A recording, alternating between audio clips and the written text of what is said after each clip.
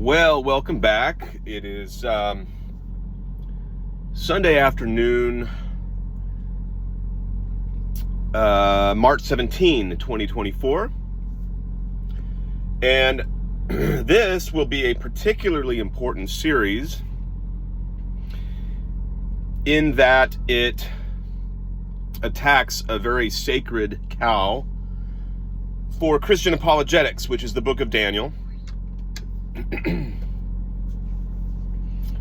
The Christian Savior, Jesus Christ, invokes Daniel in prophetic statements concerning the eschaton, end times, in the Gospels. But the thesis I'm presenting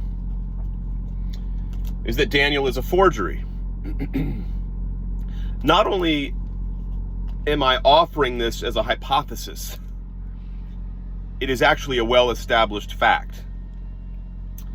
And I'm going to lay out the evidence for that using some of Dr. Richard Carrier's work as a template for that.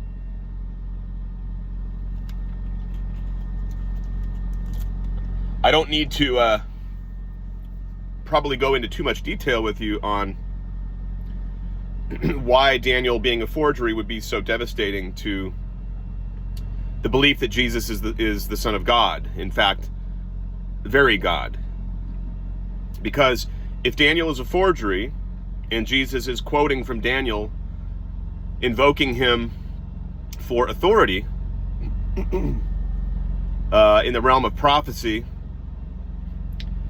then either those were words put into Jesus' mouth by the later gospel writers writing decades later, or Jesus himself was invoking Daniel and didn't know that Daniel was untrustworthy as a source.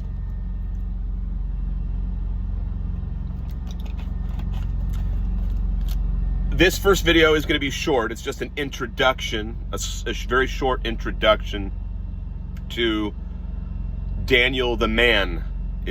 So this intro is going to cover Daniel's bio. What do we know about Daniel? And even if what I'm about to say is not the case, it does not undermine the fact that the book of Daniel is indeed a forgery. But it's necessary, but it's nonetheless important background. So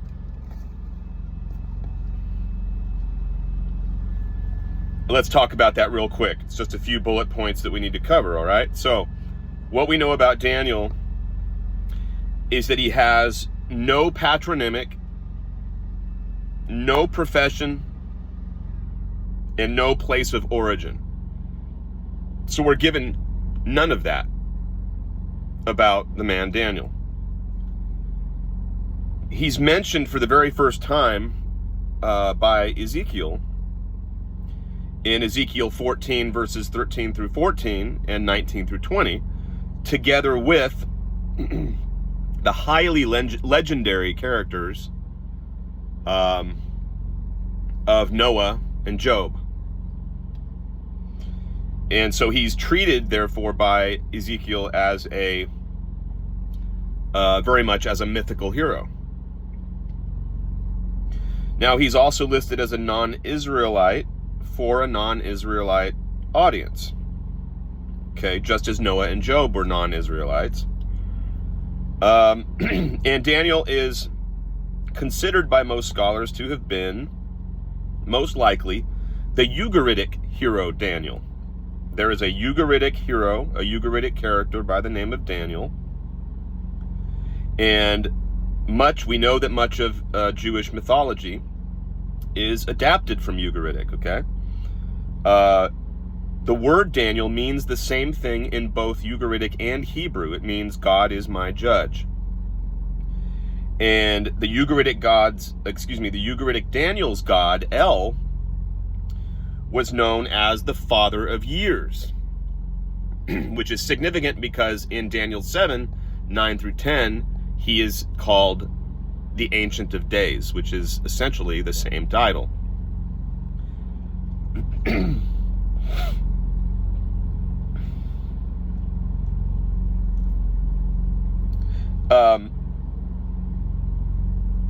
And finally, last but not least, both Daniels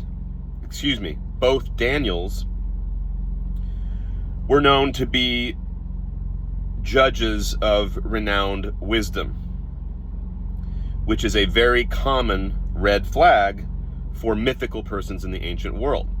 So that is the extent of what we know about Daniel and the extent of what we know about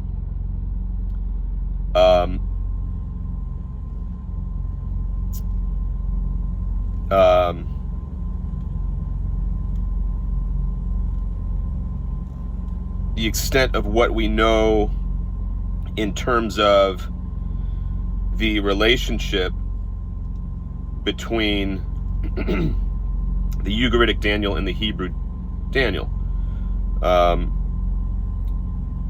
I think it's self-evident that they parallel each other in the particular ways that I listed, precisely because the Hebrew Daniel is simply a ripoff of the Ugaritic Daniel, and he's being used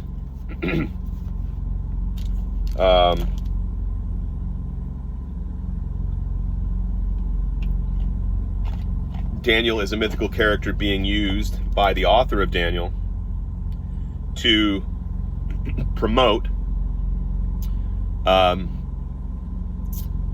a Jewish agenda.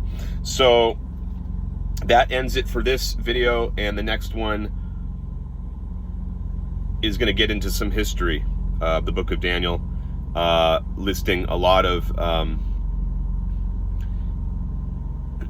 several errors that are made in the first half of the book of Daniel: political, geographical, and historical.